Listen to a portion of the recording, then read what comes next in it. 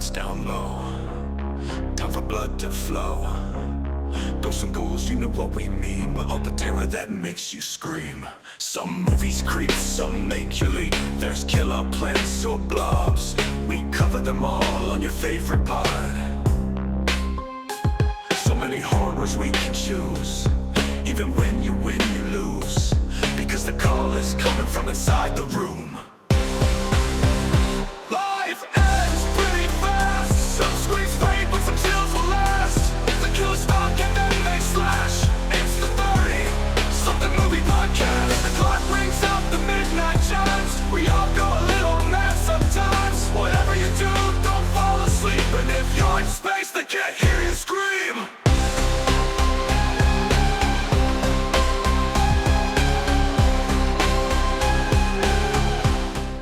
Hello and welcome everyone to a very spooky episode. It's the beginning of October, so that means we're into the horror movies. That means Pat is cowering in a corner somewhere, shivering. I'm under my couch right now. There you go. You doing all right there, Pat? I'm doing all right, John. Okay. Pat, show us on the cadaver where the movie hurt you. That's right. Okay. Yeah. That's fitting for this movie, I'll say. It is. It is, actually, yeah.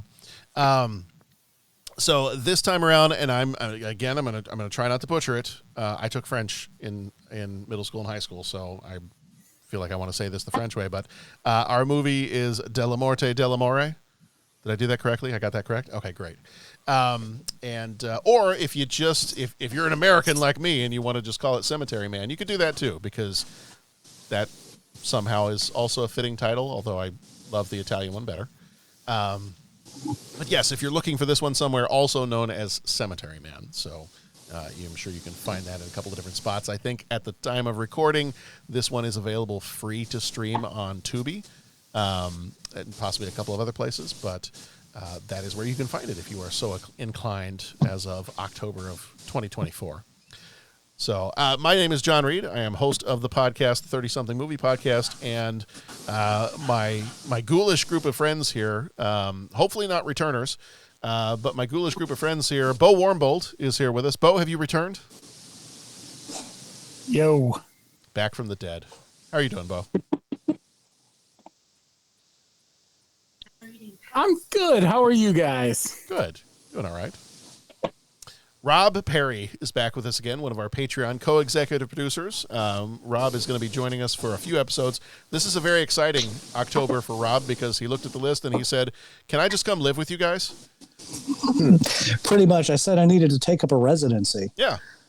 Awesome. When you start off the month with, there's no way you're not going to draw me in with that. With when you put a movie with Anna Fauci in it. So. Well, that's yes. Everybody, let's have a moment of silence for. Mm-hmm. All right, carrying on. Okay. I can think of two reasons why. Patrick, how are you doing? Doing well, John. Rob, welcome. Thank you so much. So great getting to know you, hearing your thoughts, and the support is for the show is just so humbling. So thank you so much. It's great to see you again. Rob, Bo, great to see you guys. Or John, wait a minute. I'm all messed up on names. Rob, it's great to see you. Thank you. John and Bo, it's good to see you guys. As long as you don't call me late for dinner, that's fine. Yeah, it's all the multiple names for movies. It's got me all thrown off. It is. All right. Well, so this one, as we tend to start out a lot of our episodes at the very beginning of the month, we start with this month in 94. So this month in 1994, October of 94, the Channel Tunnel, the Channel, as it's affectionately known, between the UK and France, officially opened to passenger traffic. I was actually living there when it was being constructed, but we moved back to the States right before it opened, so never actually got a chance to travel through there. Although slightly claustrophobic, so I'm not sure that would have been a good idea for me anyway. October 3rd of 94, Gary Larson announced that he is retiring from doing the Far Side cartoon. Which is, I'm sure, when my grandfather was alive, I'm sure in October of 94, if he heard that, he would have been devastated because he absolutely loved the Far Side cartoon. It was one of his favorites. October 14th, Nobel Peace Prize was awarded to Yasser Arafat, Shimon Peres, and Yitzhak Rabin for their efforts in the Oslo Accords. Some famous deaths that happened in October of 94. Burt Lancaster passed away on October 20th.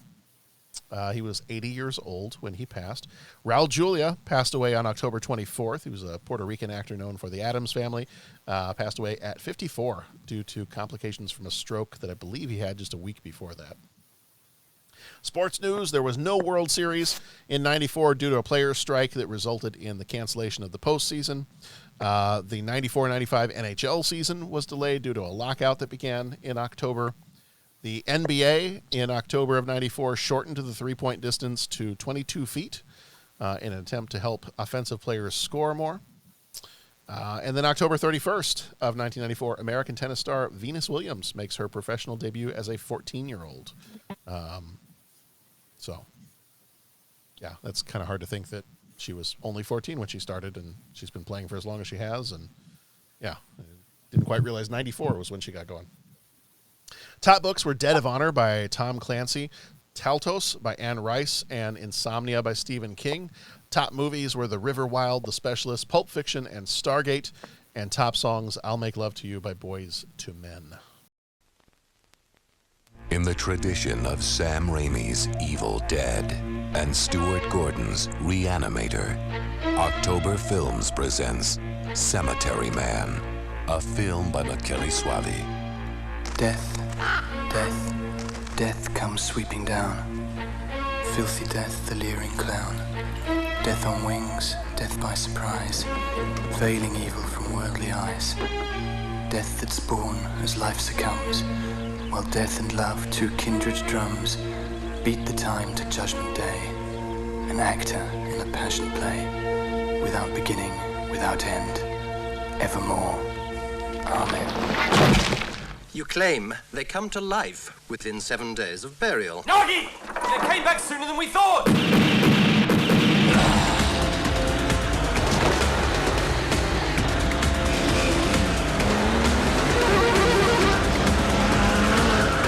He's only eating me. Move aside. Mind your business! This is my business. They pay me for it.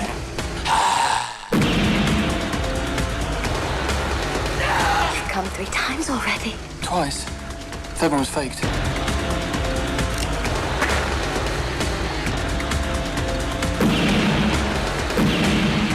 Get down or I'll shoot. You can't! I'm the mayor! X.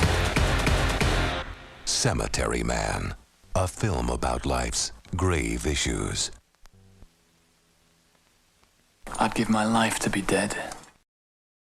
All right, in this one, we've got 10 major moments. I'm going to run through the 10 major moments real quick, and then we will get into our thoughts and opinions on this one. Francesco Dellamorte lives in the cemetery of Buffalora with only his mentally disabled assistant, Nyagi, for company, surrounded by death and isolation.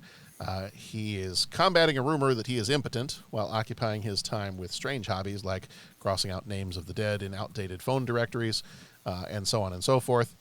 In Buffalora, the dead rise from their graves as zombies or returners about 7 days after they are buried.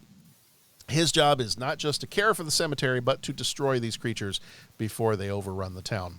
The mayor basically dismisses his pleas for help, leaving him to deal with the horror by himself. Bureaucrats, am I right? Francesco falls in love with a beautiful widow at a funeral. Their romance blossoms, but during a tryst by her late husband's grave, the dead man rises and bites her. She seemingly dies from the encounter, but Francesco stays near her body, prepared to shoot her when she returns as a zombie. The widow reanimates as Francesco feared, forcing him to shoot her. However, doubts later plague him when he begins to believe she wasn't a zombie when he shot her, leading to a growing sense of guilt and some emotional turmoil. Nyagi falls in love with Valentina, the mayor's daughter, but she dies in a motorcycle accident, leaving only her severed head. I mean, haven't we heard? It's a tale as old as time, right? Boy meets girl, girl dies in a motorcycle accident, boy falls in love with her severed head, and they live happily ever after. Nyagi digs her up her reanimated head and lovingly nurtures it, but their macabre relationship ends when Valentina kills her father and Francesco is forced to put her down. I know we're going to get into our thoughts here in just a minute, but I did want to stop there for just a moment. I actually made this joke before we started recording, but the moment I saw her severed head sitting in the broken TV set, I was like, it's Jambi. I love Jambi. Mecca lecca high, Mecca hiney ho. Now everyone at home, Mecca lecca high, Mecca hiney ho. Mecca lecca high, Mecca hiney ho. The wish is granted. Long live Jambi. And that was a great scene. Like when her head goes catapulting out of that TV and straight for her father, I was like, okay, this is the point at which, if you can picture it, I was just laughing maniacally as that was happening. And it was that whole thing. Oh, was it's good amazing. stuff.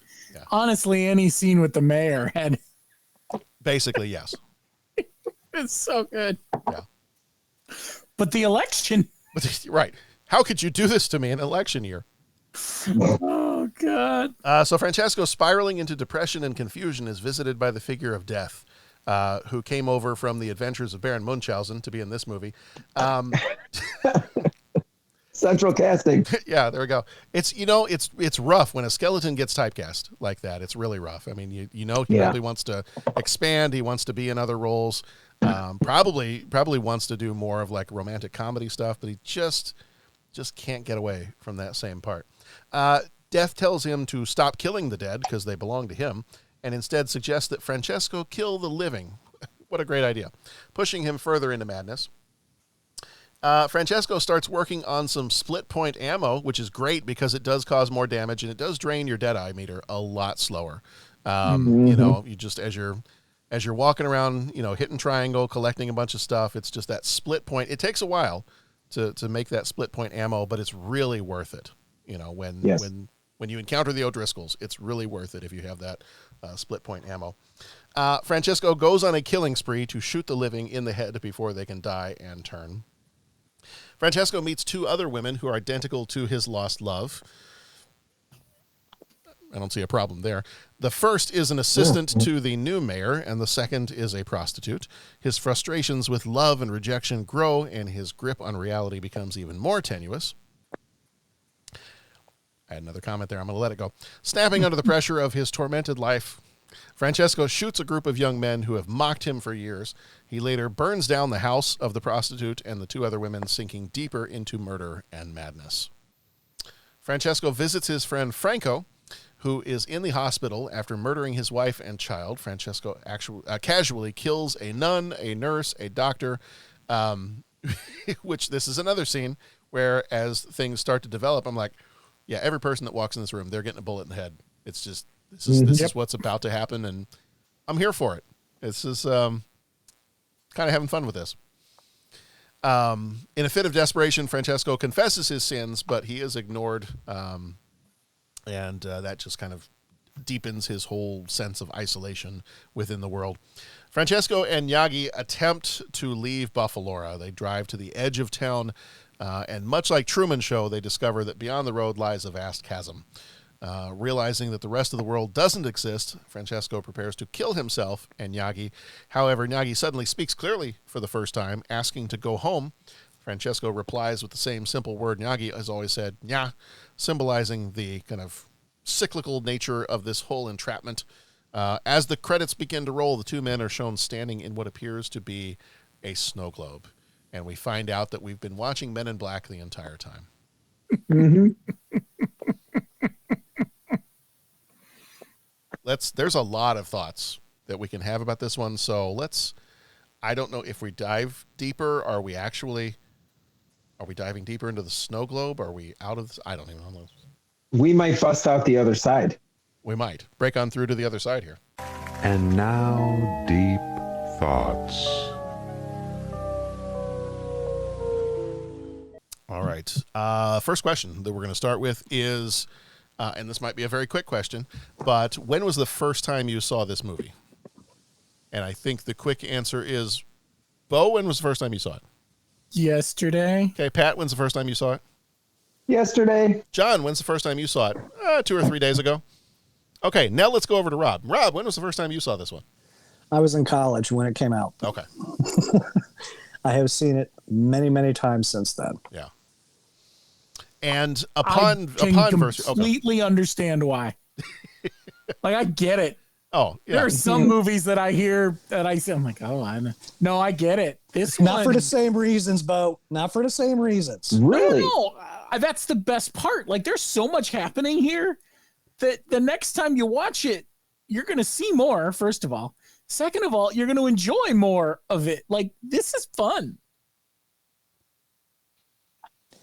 He's killing me with the double entendres here. That's a bit crazy, but it's fun. you know, sometimes that's why I put in these movies that I know that none of us have seen before, because I feel like sometimes we get stuck in a rut, and I want us to stay abreast of all the different types of movie options that are out there. And I want to be able to. That's a gift I want to be able to give to you guys. I think keeping our knowledge broad and varied is good. Mm-hmm. Yes, broad. I mean, there are ample reasons to like this movie. I mean, there really are. There are. Mm-hmm. Yeah. Yeah. So, I mean, I think we're all pretty firm on our opinions. So at this point, let's just go ahead and dive in. Did you enjoy this movie? Bo, I'm getting the initial feedback here that, yeah, you liked it, because it's wild. It's crazy. It's nuts. It's bonkers. It's everything you kind of like. I felt the same way I felt when I saw Army of Darkness the first time. Like, I enjoyed it in that same way, in that same vein of just, this is fun horror with a twist that I can get behind, you know? I dug this one. I really did. Pat, what about you? What was kind of your initial reaction to it? I'm just going to have to pull out your quote with ditto. I'm just going to ditto what Bo said. It was just bonkers, crazy. And I get the whole Army of Darkness vibe he was talking about. I get, I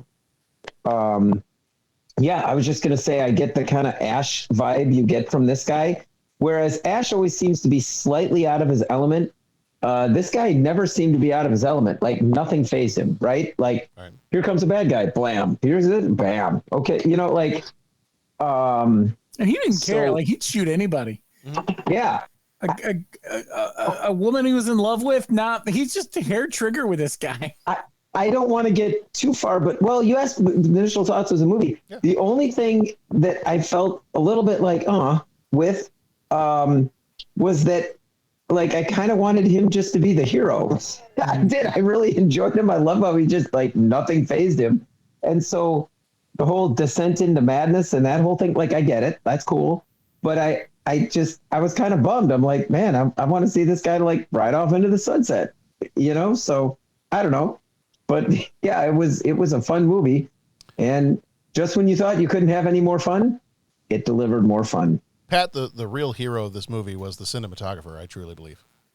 Oh, okay. Yeah. There you go. Yeah. He had his hands full with this project. Mm-hmm. I got nothing.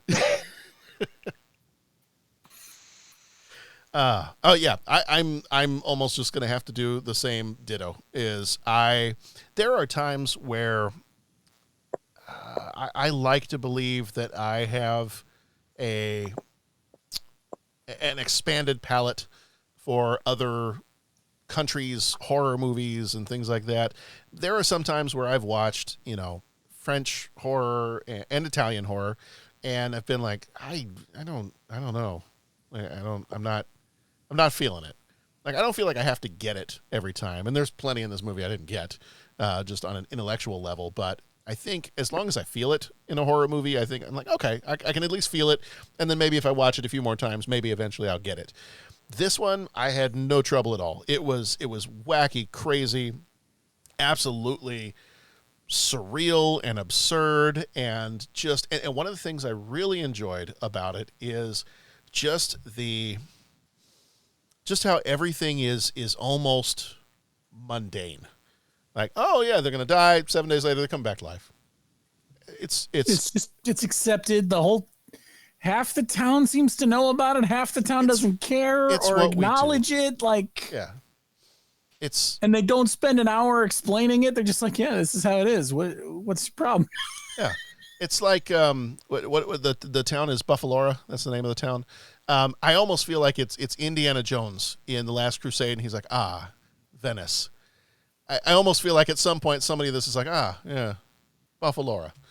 Mm-hmm. It's what happens here. So, no, and that I think is what I really enjoyed about this is it's a lot of, at least the ones that I've watched, a lot of Italian in particular, and maybe European horror in general, but Italian in particular is a lot of times more, and I don't want to sell anything short, more heavy or more focused on atmosphere rather than sometimes actual storytelling, which is totally fine. And especially this movie, I've seen some where I'm like, I could do with a little story here. This one, I have no problems at all. In much the same way as you guys have already commented, it is darkly comic enough. It is poking fun at the, futility of life and existentialism and all these things, where I'm picturing, buddies that I used to know in college in some of my philosophy classes, and I almost want to tie them to a chair, pry their eyes open, Clockwork Orange style, and make them watch this movie, because it just some of that gets taken way too seriously, and I feel like this movie basically laughs in the face of all that stuff and does it in such a fun and wacky and weird and nonsensical way, to the point where in watching this movie, I was having a lot of fun. It was just a good time watching this movie. And it was one of those where when the movie first started, I was like, all right, well, this seems strange, but maybe I just need to switch the brain off for just a half second, enough to reboot the whole thing, and then just realize, you know what, you just have fun with it. You might be thinking too hard. You might just need to let the rest of the day or the rest of the week just kind of fall away and just enjoy the absolute bat guano craziness of this movie, and just let it roll. Let the heads roll where they may. So Rob, you've seen this one many, many, many times. Tell us how does this movie make you feel?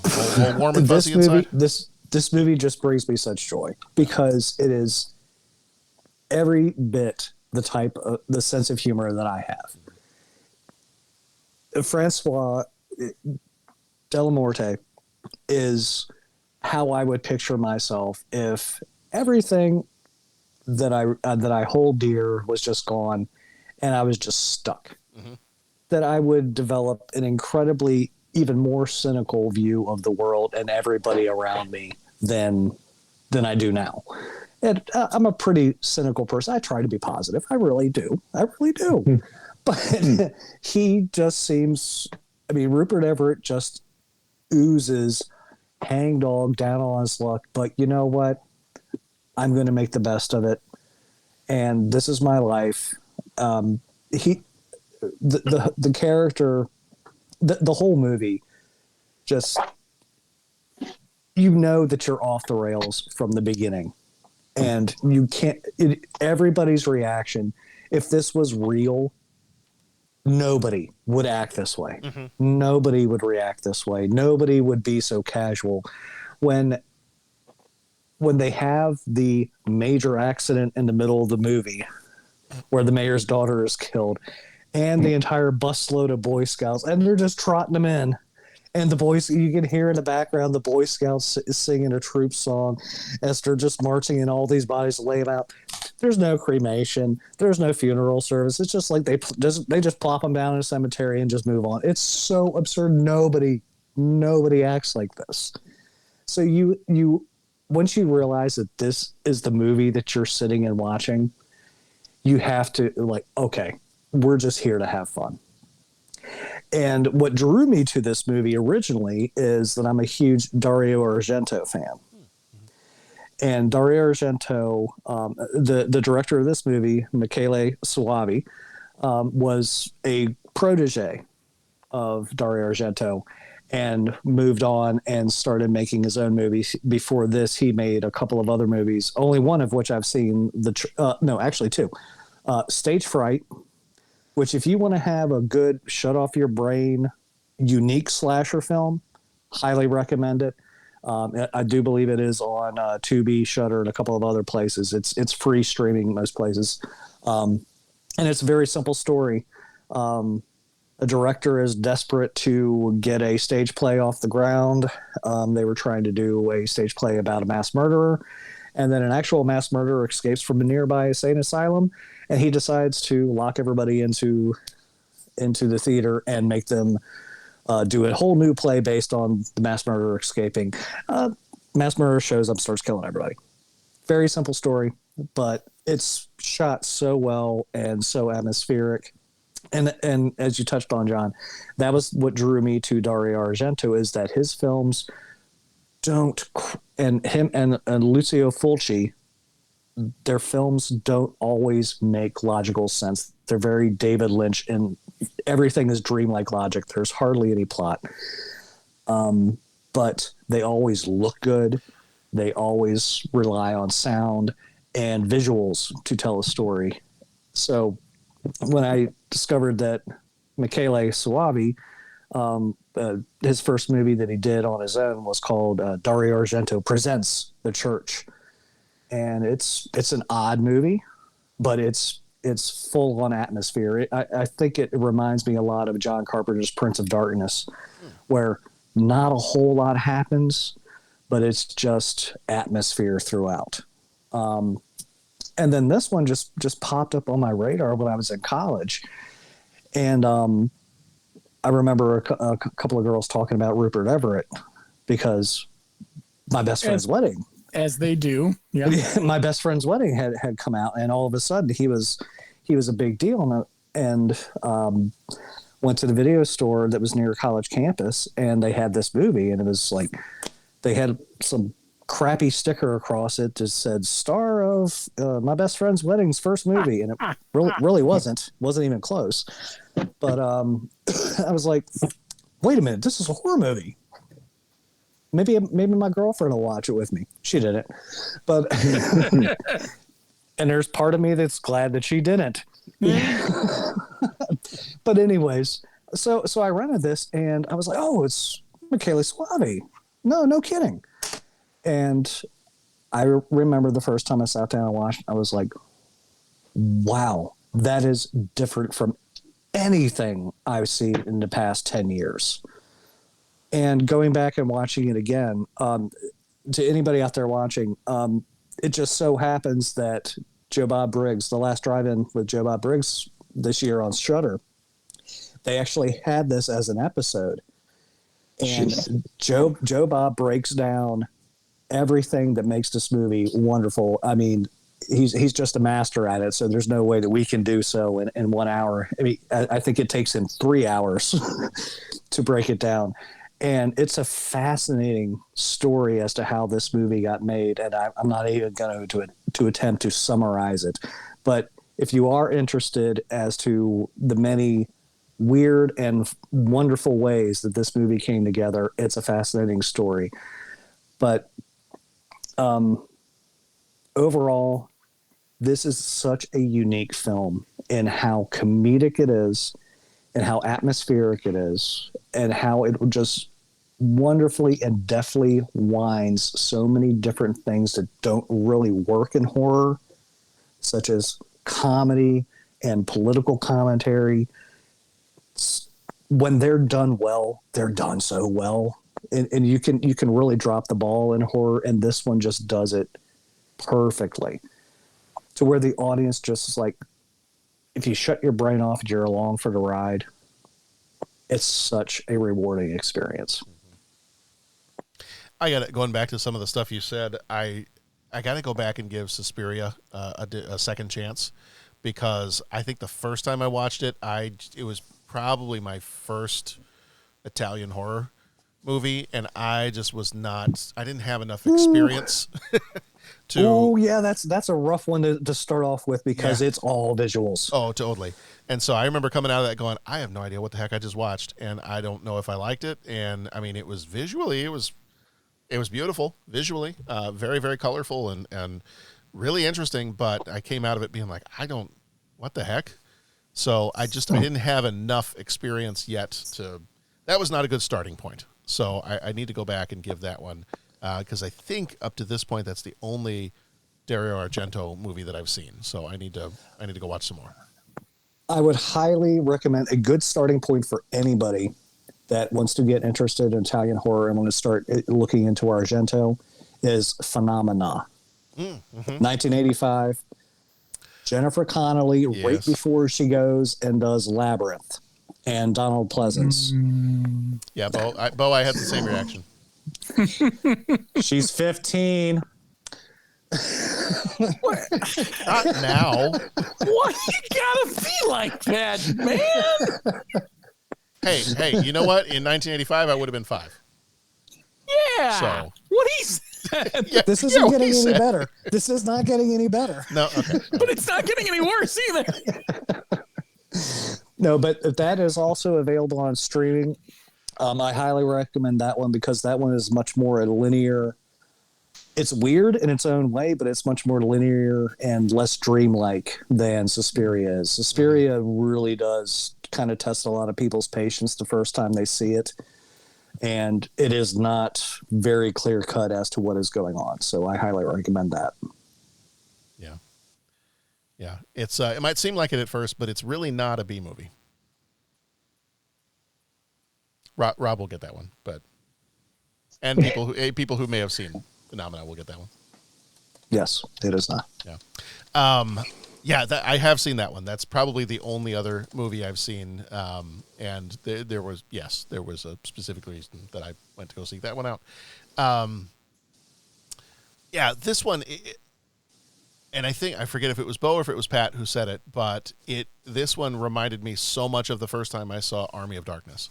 And I think it was because the Army of Darkness really was the first combination of horror and comedy I think I had seen up to that point, and I was 11 or 12 when I first saw that one. So very, very early on example of that. And this one I think does pull together so much of what I enjoyed about that part. Getting into a little bit of like some specific scenes that I enjoyed. Rob, I'm glad that you brought up the scene with the bus, because I'm sitting there, and this is me with my sense of humor.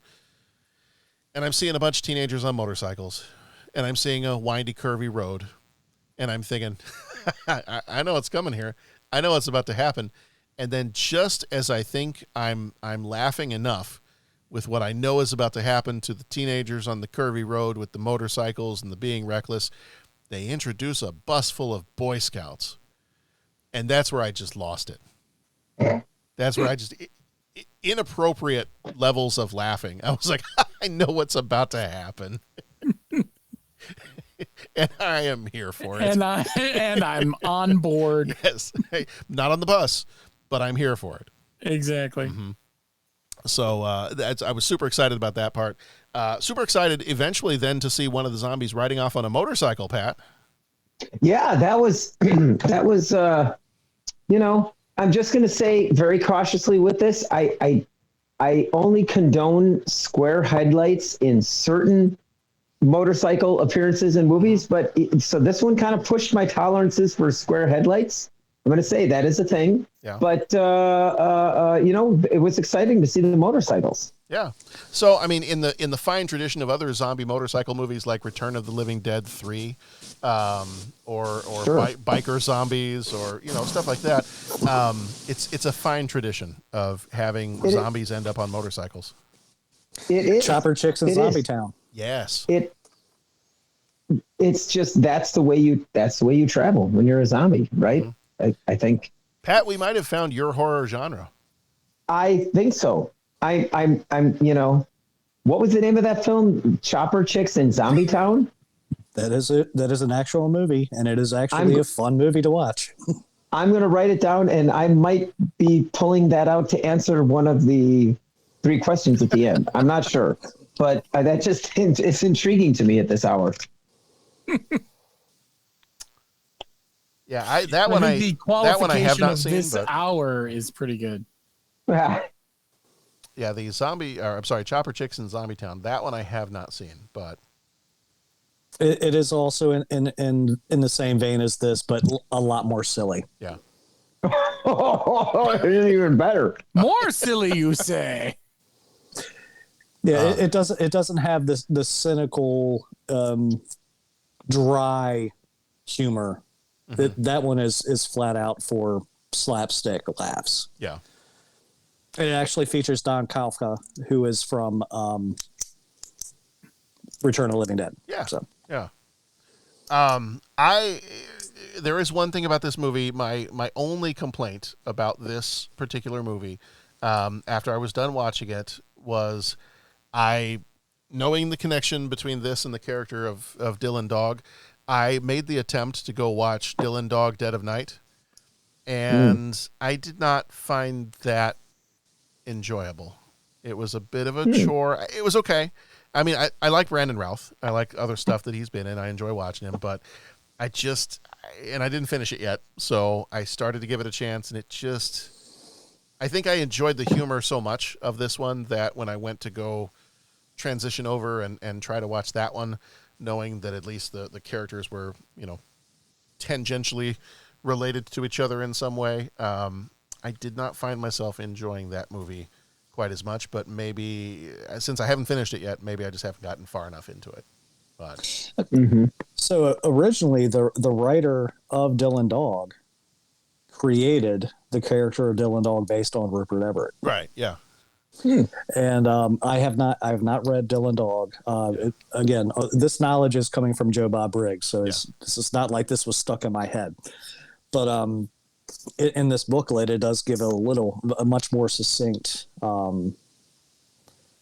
history of how the movie came to be made and how it connects to Dylan Dog and how Dellamorte Dellamore was actually a character in the Dylan Dog comic eventually, and how they got Rupert Everett to star in the movie. And so I strongly recommend that. But from what I understand, Rupert Everett did play Dylan Dog at some point.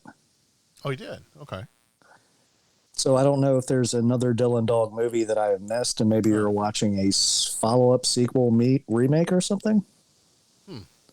Because from what I understand, that Rupert Everett did eventually play Dylan Dog. Really? Oh, I'd be curious to see that. Yeah. Yeah. I'm not. Don't quote me on that. I haven't seen it. So. Okay. But he was supposed to at some point. Yeah. Okay. I'll have to track it down. What about you guys? Are there other? I mean, we've mentioned a couple of scenes here and there. Are there other scenes in the movie that those kind of jumped out at you right away? Are there any other particular characters? I know we've mentioned the mayor. We've mentioned a couple other people. When Franco is in the hospital and Dellamorte goes in and starts talking to him, and he realizes that Franco has been claiming all of his victims, I got a very much an American Psycho vibe.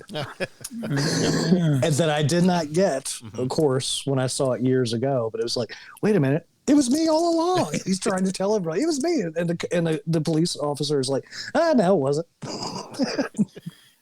Just waves it off. Again, not how anybody would act. Yeah. Franco's business cards look better too. Bo and Pat, what about you guys? Are there particular scenes? Oh man, I mean, we talked about the head flying out of the TV. That was amazing. Yeah. The head in the TV. I mean, you mentioned the mayor. We've at least, his obsession with the election over everything else. I think that just, and Rob, you mentioned it, but just the way he just there's a passionless thing that happens to the character when he pulls out his gun and it's just like, oh God, here we go again. Yeah. Like just that whole thing. Just I'm gonna see this one again. Like I feel like I missed. I'm sitting here and I'm talking about it, I'm thinking about it, and I know I missed things. Like I want to go see it again. It's like when he fires a shot off of that gun and kills a returner or a human or whatever. It's almost like if Arnold Schwarzenegger's one-liners were waxing philosophical. That's an interesting way to describe that. It's, but it's almost like they're not little like one-liner zingers. It's like, but what is life anyway? I don't even know. One of my favorite shots in the film is when he already knows or has a suspicion that Nagi has done something with the mayor's daughter, but he digs up the grave anyways, and they see that the corpse is without a head, and the mayor goes. And the photographer goes, well, should I just shoot her from the neck down? And he's like, where's her head? And Rupert Everett, he has a cigarette hanging out of his mouth. He just goes, It's a classic. It's a classic. I don't know. It's such a perfect reaction from his character. Rupert Everett just is amazing in this film. He is so good. And you almost don't like him at certain points, especially when he's just mocking Nagi. Like he really does treat Nagi as a lesser form, even though Nagi has clearly shown that he's passionate, he's sweet, he's cute, even though he's not really a cutie. No matter, and the whole scene where Nagi unfortunately shows his affection in the wrong way by puking on the mayor's daughter. And that whole scene where he's trying to get him in the car, and then he's ragging on him after that.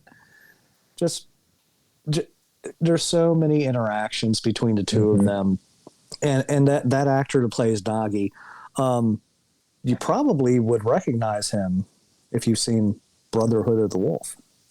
Oh. I was trying to picture where I knew him from. I didn't even really get a chance to dive into the IMDb to see where I knew him from. He shows up in Brother of the Wolf, and it's amazing. It's another woman is in that movie that attracts men. By the name of Monica Bellucci.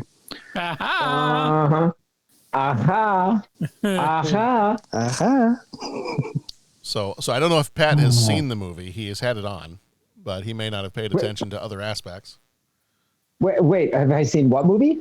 Brotherhood of the Wolf. Oh, it's down in the basement in the collection. Oh, okay. All right.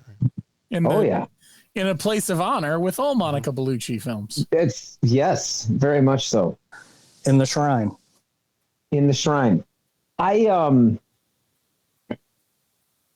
I love the interactions. I'm going to mess up their names, but I love the interactions between the Dellamorte character and then what was his buddy's name? Nagi, yeah. I just love their interactions, and we kind of talked about kind of his casual dispatch of the undead or the almost dead or whatever they are. But then like Miyagi's got his back. Like when he's overwhelmed, Miyagi comes in and hitting someone over the head with a shovel or something like that. And, like he's walking in the door and like the door opens and there's an undead, bam. And it's the other door opens and now it comes, the door shuts, it opens again. There's another one, bam, and Miyagi's like sitting there, like jumping out of the way. And I just, the way they interact is fun. See, I'm going to take that a different direction and say that Nagi reminds me of my teenage daughter in that when I really, really need her help with something, she's eating mac and cheese and has her headphones on. Yeah. Okay. I also want to say scenes and stuff. Whenever he was watching TV before it got shot and severed head placed in it, whenever he's watching that TV, scene was so sad. He's like, "I'm sorry, I shot your TV." Well, what I kind of find interesting is, did anybody notice what he watches? The first time had like B-17 bombers taking off, and I watched it a couple times and then kind of gave up on trying to figure out if it was from a movie or if it was just file footage. But like the way they had the close up with the planes taking off, it almost looked like some of the scenes out of Memphis Belle. And then there was another one, and it had F-14 Tomcats either taking off or landing on an aircraft carrier. I think it was taking off. Not because the scene wasn't clear, but I just don't remember. And then there was another scene where it was kind of like those, what was it, like newscasts from the Gulf War when that kicked off, and it showed, it was like that greenish screen, and it showed lights in the sky, and it was supposed to be during the air raids, and the anti-aircraft fire is floating up. That was what they were watching on the TV. And I found it interesting that it was all aviation, specifically military aviation focused was what he was watching. I don't know if that was a tie-in or a coincidence, or if anyone knows anything about it or even noticed that, but that was an interesting component of the movie. He was just watching death and destruction happen around the world. Okay. Got it.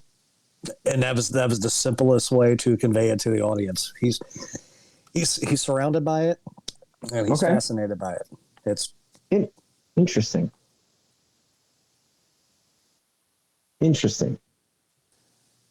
Which is why his whole little arc with the mayor's daughter is so weird and heartwarming at the same time. Mm-hmm. Yeah. He doesn't love her in any normal fashion. He just wants to have a good conversation and sing, or listen to her sing and play his. Mm-hmm. So, Pat, you're a musician. I'm a bit of a musician. Do you have any idea what instrument Nagi is playing? I don't. I looked at that thing, and you know what? I didn't cheat. I didn't go on to Google and try and search it up. There were a couple, to be honest, there were a couple other things in this movie that I was focusing on. No, that wasn't an innuendo, but now I realize that would have been a good one. But like, there was just, I mean it, like, there was just so much going on the screen. Like, what am I paying attention?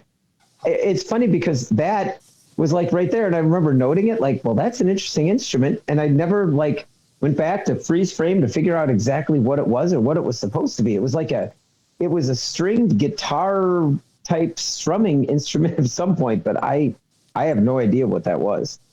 Did you look it up, or you just what? No, I still have no idea. But the actor, Francois Haji Lazard, he actually is a musician. So, yeah, I mean, clearly he's not actually playing that instrument because to me it looks unplayable. Yeah, it just looks so ancient. So I wonder if it is some early version of a violin / harpsichord, because the way it sounds like a harpsichord, but it's played like a violin. Yeah. It's the Renaissance version of the guitar. No, I kind of had forgotten all about it. Now I want to go look it up and see what all the hubbub's about. Well, before we dive into 3 questions, I want to give us one last chance. If you got anything else that you wanted to share about this movie, anything else you wanted to say about it before we die and return, and I don't know, somebody probably shoots us in the head or something. Whatever. Jeez. Life is pointless. Wow. Life is working in a cemetery, and then you die, and then you come back, and I don't know. And you end up on a planet with an alien that tries to put another alien inside of you, and you've got to shave your head, and it ends up that, like, even when you lose. Pat, is that what that is? Yeah. Is that an extension? Okay, there you go. That's exactly what that is. Yeah. Pat, circling back to this movie, if I told you that you had a nice ossuary, would you hold it against me? Only if you say please. Okay. All right. Before we get in any more trouble, it's probably time for 3 questions. He asks each traveler 5 questions. 3 questions. Well, were they psychos? We all go a little mad sometimes. Quid pro quo. I tell you things, you tell me things. I'm not interrupting anything, am I? You look deep in thought.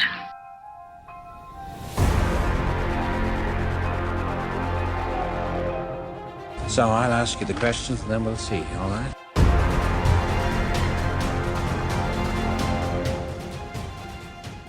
All right, question number 1. What is your favorite non-traditional zombie movie, show, or game?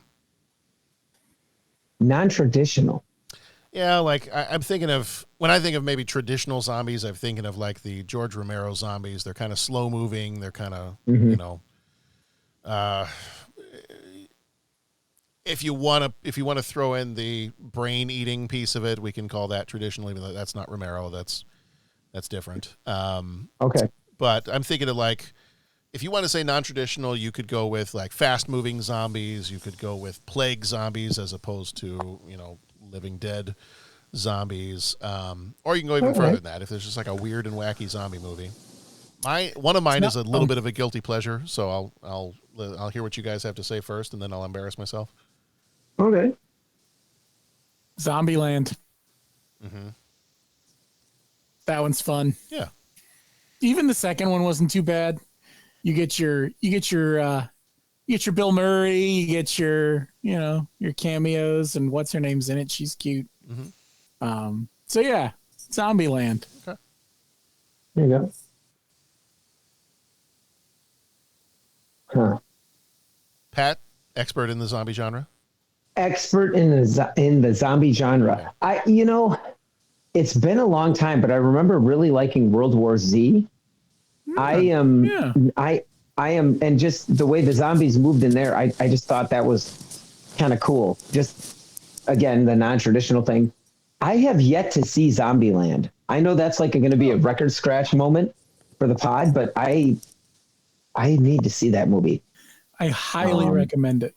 That's what everyone tells me. But yeah, so I would say World War Z, but then also take the time to list Zombieland as a must-see for myself. Zombieland you will have a lot of fun with. Do yourself a favor and read the book World War Z. Okay. I do love the book. Please do, because you will suddenly realize how much better a movie that could have been had they not made it a straight linear story with Brad Pitt hopping all over the globe. Yeah. Okay. It was such a good book, and I enjoy the movie. Book is better, but what could have been? Gotcha. So, for me, obviously, I would have to go non-traditional zombies. It's something I've struggled with for years, but the running zombies, I would have to go with 28 Days Later. They're not really zombies, they're rage zombies, but 28 Days Later really, really had an impact on me when that hit. Cool. Part of me to a certain degree, when I first started trying to make a little list of what I wanted to use as my response, I do enjoy, I've never played the game. I enjoy the different types of quote unquote zombies that are in The Last of Us. Just kind of the creepy nature of those. And it didn't hurt that within our family we have someone with a severe gluten allergy, and to find out that it all came from bread in the first place, that just makes the zombies even worse. I'm gonna give two answers here because I cheat, and I don't know, I'm the host. It's your show, and Jeff's not here anyway. Jeff would have thrown in two answers, but I'm gonna say my deep cut. No, let's do the embarrassing one first, and then I'll do the deep cut that maybe redeems me. I enjoy Warm Bodies, and I say that as I say that as a movie title. Pat, don't get worried. You can be worried, just not about this. Right? Yeah. Okay. It's a little bit of a guilty pleasure. I just think it's a fun movie. Like it's a quirky little zombie love story, and it's kind of a fun movie to watch. So if you're looking for a date night movie and you've never seen Warm Bodies, then you can use that as a date night movie if you want to. Billy Joel featured in the movie, so always a big fan of Billy Joel stuff. The deep cut I'm going to go with, and actually I think this was we were recording one of our Patreon episodes, and Rob, I think you mentioned Stage Fright as a movie in which they're trying to put on a play, and the play is supposed to feature a serial killer, and then an actual serial killer shows up and starts killing people. There is a zombie movie, and I've only seen it once, and I would like to go see it again because I feel like I really didn't give it the time and attention that it really needed, but I thought it was a lot of fun. There is a movie called One Cut of the Dead. Seen it, love it. You've seen it? Okay, good.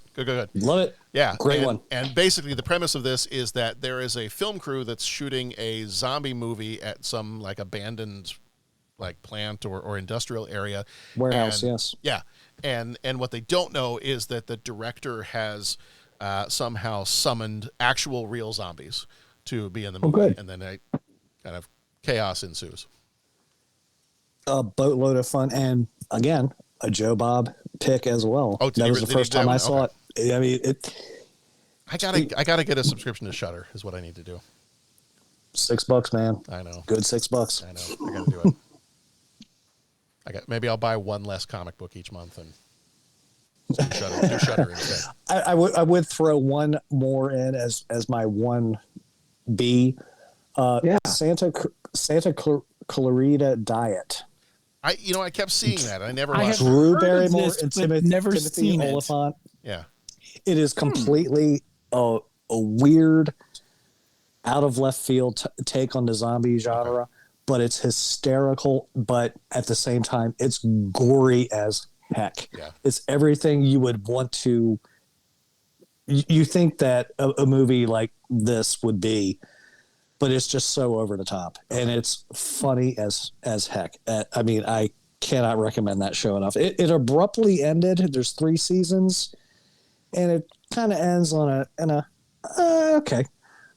But everything else leading up to it is fantastic. Okay. Awesome. All right, question number 2. What is your favorite movie scene that takes place in a cemetery? Mine I can just do real quickly. Army of Darkness.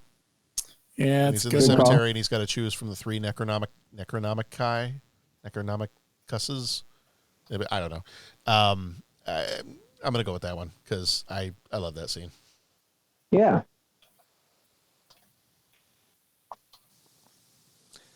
Opening of Night of the Living Dead for me. Yeah, hands down. That was my other answer. That was my serious answer. They're coming for you, Barbara. We have somebody in our school district office whose name is Barb, and she does not like to go by Barbara, but she also loves Halloween, and so I am as someone who loves Halloween, and that we would kind of decorate certain portions of the office together sometimes. Right. I am the only person allowed to call her Barbara because I will walk by her cubicle when it's Halloween time. And just every time I see her, instead of saying hello, I'm like, they're coming for you, Barbara. Yeah, nice. They're coming to get you, Barbara. I even got her a little a pin that at a comic book show that says that, so she keeps that pin to her lanyard. That's outstanding. Yeah, favorite movie scene takes place in a cemetery. Excluding this movie, because there's some pretty good stuff here. Mm-hmm. I think I want to put this one aside. The first thing I thought of when you asked the question was U.S. Marshals. Okay. Yeah. Not a horror film, but they spend a lot of time in that cemetery. And that's some good stuff. But I could go on about this movie, and I mean, we already referenced the one where he's digging up the grave and there's no head, and he goes, "Nah, I don't know." I mean, that's fantastic. Yeah. But Patrick, favorite movie in a cemetery. I feel like there's one that's just like so obvious that I can't believe I'm missing it. He's going to say Terminator 3. Nah. I should do that. I'm going to say Terminator 3. I think I'll go with that. No, everybody, you know thanks what? for being here. This has been the 30-something movie podcast. Hope everybody has enjoyed this episode. All right. It's all right. It's Calm so down, sad. calm I mean, down, we've got to say, Pat has been here with us since the beginning. But this is Pat's, and Pat, I know you were going to have a really hard time announcing this, but this is Pat's final episode. I'll announce it for him. Pat, thank you so much for all the years that you've been here and for at least 60% of the opinions you've shared. Thank you for those. Okay. Calm down. It's so sad to see you go, Pat. So here's my answer. I'll give my answer. I'll say the scene from the latest James Bond movie. What is it? No Time to Die? I really dig that one. Okay. There you go. And it's a cool scene. You think it's going one way, and then I'm trying to be spoiler. Well, I can't really be spoiler free, but spoiler for the new James Bond movie. But you think it's going one way. It's a cool scene. It's a cool section, and all of a sudden, it's just like bam, straight into action that involves feet and then vehicles, and so yeah, that would be my answer. I'm going to, because at the time of this recording, I have not yet recorded my Patreon short for Beetlejuice. Okay. But when you get a chance to see that, Rob, have you seen that one yet? No. Okay. My very, very short version, and if anybody wants to hear it, they can go on and get the Patreon short to hear the rest of it, is I had a lot of fun. Like, I had more fun than I expected I would have in the movie. I was worried that it would be a little too repetitive, a little too derivative of the original, but I did have a lot of fun in that, and there are some fun scenes in a cemetery in that one. So there's one gravestone in particular that every time it popped up in the movie, I got a little chuckle just because of what it represented. So I will cryptically say that, since no one else has seen it yet. But if you end up seeing, and Pat, Monica Bellucci, that's, you know what I'm saying, right there. That's where it is. Yeah. All right, last question. If you won a free trip to Italy, where would you go? Wow. You're looking for one place? Yeah, just one. Can I just say yes? Yeah, right. You're stuck. Rob, you're stuck in a answer? snow globe, and that's the only place you can go. Florence. Florence. Okay. Okay. Why Florence? Because from my understanding, that's like the center of culture. Okay. And if I was going to experience it, obviously the second would be Rome. Mm-hmm. But Florence, I think if I wanted to take in all the culture, that's probably in my thinking, the spot I would want to land. Very cool. Yeah. I want to say Venice and then Rome. I have a good friend in Rome. Oh boy. Centurion, throw him to the fore. Throw him to the fore, sir? Yes. Very roughly, Centurion. I have a very good friend in Rome. I've been to Rome. I've been to Milan. Both are very, very beautiful. Unfortunately, and true story, much like this movie, I saw somebody get run over by a bus in Milan. That was not fun. But yeah, Rome, absolutely beautiful. Went to Rome, went to the Vatican.